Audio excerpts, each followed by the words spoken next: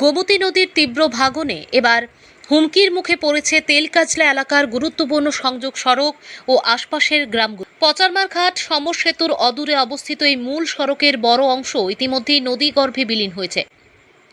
অবশিষ্ট অংশ যে কোনো মুহূর্তে ভেঙে পড়ার আশঙ্কা তৈরি হওয়ায় চরম উৎকণ্ঠায় দিন কাটছে স্থানীয় বাসিন্দাদের। স্থানীয়দের আশঙ্কা, সড়কের বাকি অংশ ভেঙে গেলে গোমতী নদীর জল সরাসরি লোকালয়ে ঢুকে পড়বে। এতে বহু বাড়িঘর, কৃষিজমি ও গ্রামের বিস্তীর্ণ এলাকা জলমগ্ন হয়ে পড়তে পারে। তেলকাজলার এই সড়কটির দুই পঞ্চায়েতের মানুষের দৈনন্দিন যাতায়াতের অন্যতম প্রধান পথ। পাশাপাশি মোহনভোগ ও চুন্দল হয়ে উদয়পুর মাতাবাড়ি অভিমুখে যাতায়াতকারী অসংখ্য মানুষও এই রাস্তা ব্যবহার করেন। মূল রাস্তা ভেঙে যাওয়ায় এক সহৃদয় জমির মালিক নিজের জমির ওপর দিয়ে অস্থায়ী বিকল্প রাস্তার ব্যবস্থা করে দিলেও নদী ভাঙনের প্রভাব সেই পথে পড়তে শুরু করেছে।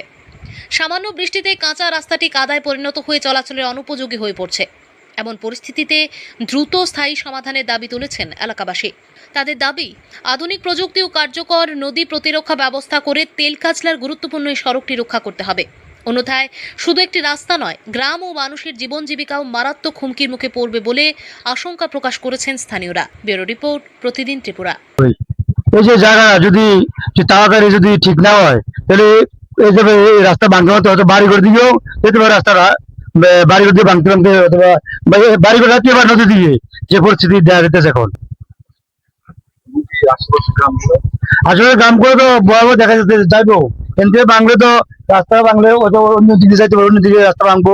যেহেতু যেহেতু কিছুদিন আগে প্লাডে একটু সামনে দিয়ে বা ভাঙে একবারে জমি জমা অনেক ক্ষতি হয়েছে, নষ্ট হয়েছে, বাড়িঘর নষ্ট হয়েছে, মানুষের ফুসকুনি লিক নষ্ট হয়েছে। এরকম হতে পারে জায়গাটা, যদিও পাশে অনেক লিক আছে, ফুসকুনি আছে, মানুষের ক্ষতি হতে পারে।